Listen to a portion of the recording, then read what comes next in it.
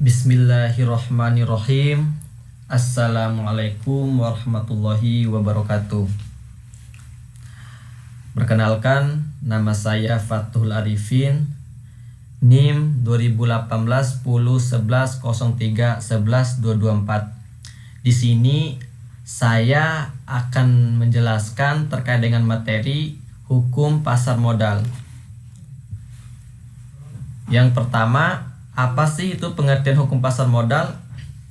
Hukum pasar modal adalah hukum yang mengatur hubungan hukum antara investor yang memiliki dana dengan emiten atau perusahaan publik yang membutuhkan dana melalui bursa efek sebagai media tempat bertemu.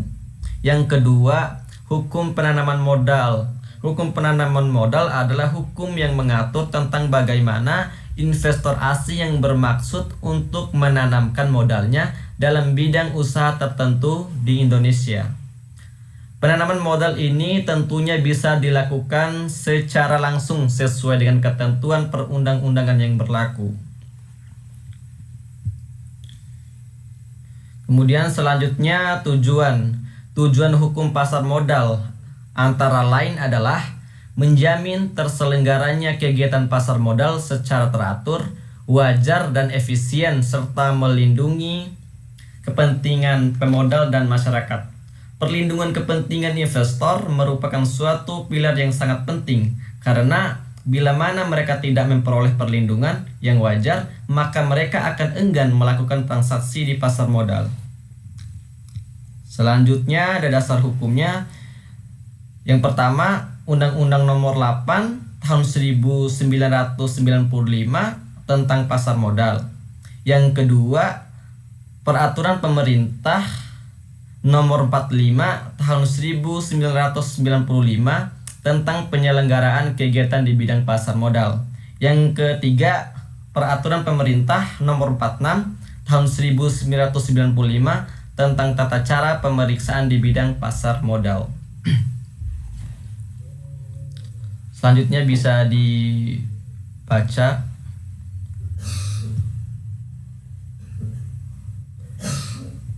Terus selanjutnya instrumen hukum pasar modal. Yang pertama, saham. Pengertian saham sendiri merupakan sebuah tanda atau bukti penyertaan modal berupa kertas yang diterbitkan oleh perseroan terbatas atau yang disebut PT, sebagaimana telah diatur dalam Kitab Undang-Undang Hukum Dagang (KUHD) di Bursa Efek Indonesia atau yang disebut BI kepada para investor. Yang kedua, surat berharga saham merupakan sebuah bukti kepemilikan atas suatu perusahaan dengan adanya modal yang disetor. Pemilik saham nantinya akan memperoleh keuntungan dari saham perusahaan tersebut berupa dividen. Karena saham merupakan bagian dari kepemilikan dari suatu perusahaan, maka banyak sedikitnya saham yang dimiliki akan berpengaruh juga terhadap kekuasaan pengambilan keputusan di perusahaan tersebut melalui mekanisme rapat umum pemegang saham. Intinya, semakin besar saham yang dimiliki, maka semakin besar pula kekuasaan kamu di perusahaan tersebut. Nah, untuk jenis saham yang diperjualbelikan di bursa efek terdiri atas dua jenis, yang ini saham common stock dan saham perfect stock.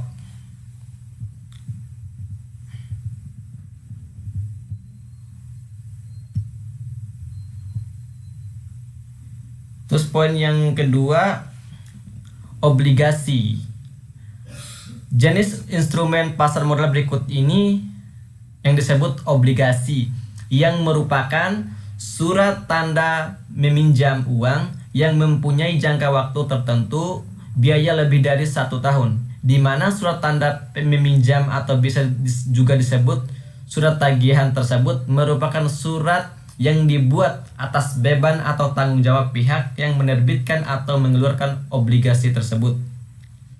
Tidak hanya itu, obligasi juga bisa disebut sebagai surat pengakuan untuk jangka panjang yang dikeluarkan oleh suatu perusahaan dengan tujuan memperoleh dana.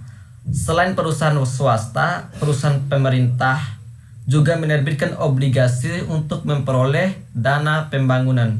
Misalnya, dana untuk memperbaiki jalan besar yang rusak, pembangunan gedung sekolah, serta fasilitas-fasilitas umum lainnya. Nah, jika kamu pernah mendengar obligasi negara retail atau yang disebut ORI, itu merupakan salah satu dari instrumen pasar modal yang ada di Indonesia. Seperti yang sudah dijelaskan di atas, obligasi yang dibuat pemerintah atau yang disebut ORI dengan tujuan meraih pendanaan dari masyarakat atau investor untuk pembangunan negara.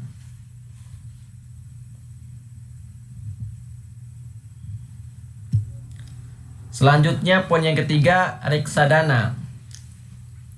Reksadana merupakan salah satu instrumen pasar modal yang bisa dijadikan alternatif bagi kamu yang tidak ahli dalam menghitung risiko investasi serta sangat ramah untuk dicoba bagi investor pemula.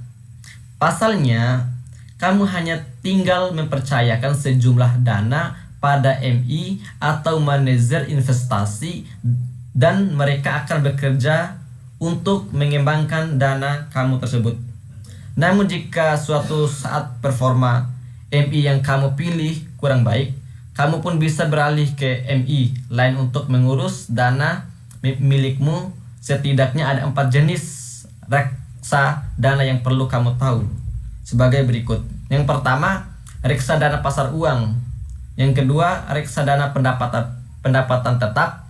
Yang ketiga, reksadana campuran. Yang terakhir, reksa dan saham. Oke, yang selanjutnya poin yang keempat, derivatif. Instrumen pasar modal derivatif meskipun belum sepopuler saham atau reksa dan dana, derivatif merupakan surat berharga turunan dari saham obligasi. Biasanya para manajer investasi akan menggunakan derivatif sebagai salah satu instrumen pasar modal untuk melindungi nilai investasi terhadap resiko yang timbul akibat pergerakan harga saham,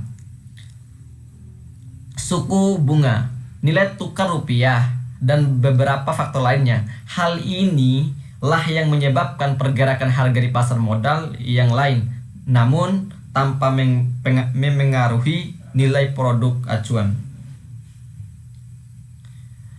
Dari pengertian derivatif di atas, setidaknya kamu juga harus mengetahui beberapa jenis derivatif yang ini sebagai berikut. Yang pertama ada opsi, yang kedua ada risk, yang ketiga ada warrant.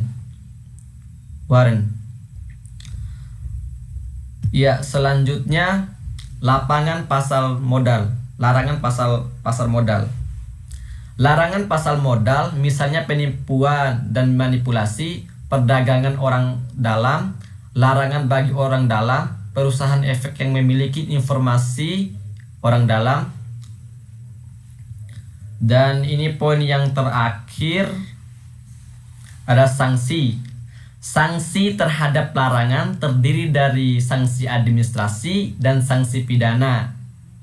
Sanksi administrasi, contoh peringatan tertulis, denda, pembatasan kegiatan usaha, pencabutan izin usaha, pembatalan perjanjian, pembatalan pendaftaran.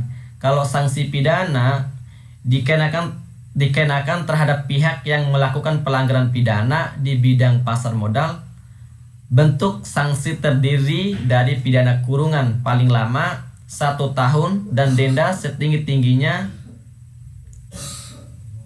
Rp sekian. Di penjara paling lama 10 tahun. Mungkin ini saja yang bisa saya jelaskan. Mohon maaf apabila ada salah kata. Wabillahi taufiq wal hidayah. Wassalamualaikum warahmatullahi wabarakatuh.